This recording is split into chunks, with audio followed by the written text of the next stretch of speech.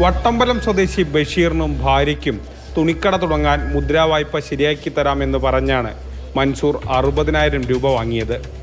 പണം വാങ്ങിയെങ്കിലും പിന്നീട് വായ്പ ലഭിച്ചില്ല. 5,000 രൂപ തിരികെ നൽകി. പക്ഷേ ബാക്കി പണത്തിൻ്റെ കാര്യത്തിൽ ഒരു വിവരവുമില്ല. മൻസൂർ ബഷീർ വിളിക്കുമ്പോൾ ഫോൺ എടുക്കാതായി. കഴിഞ്ഞ ദിവസം മണ്ണാർക്കാട് ടൗണിൽ വെച്ച് മുഹമ്മദ് ബഷീർ മൻസൂറിനെ കാണുകയായിരുന്നു. പണത്തിൻ്റെ കാര്യം പറഞ്ഞ് ഇരുവരും വാക്കുതർക്കമായി. ഒടുവിൽ മൻസൂർ വാഹനത്തിൻ്റെ താക്കോൽ ഉപയോഗിച്ച് ബഷീറിനെ കുത്തിപ്പരിക്കേൽപ്പിച്ചു. ബഷീറിന്റെ മുഖത്ത് പരിക്കേറ്റു. ലോണോ നീയോ ശരിയാക്കി തന്നില്ല, പൈസ കൂടെ തിരിച്ചു തരണം എന്ന് ആവശ്യപ്പെട്ടപ്പോൾ ആ പൈസ തരില്ല, നീ കണ്ടത് കൂട്ടിക്കോ എന്ന് പറയുകയും തല്ലുകയും ചെയ്തു. അങ്ങനെ അയാളുടെ മോട്ടോർ ബൈക്കിൻ്റെ സ്കൂട്ടിയുടെ ചാവി കൊണ്ട് മുഖത്ത് കുത്തി നല്ലപോലെ മർദ്ദനമേറ്റു. സംഭവത്തിൽ മണ്ണാർക്കാട് പോലീസ് കേസെടുത്ത് അന്വേഷണം ആരംഭിച്ചിട്ടുണ്ട്.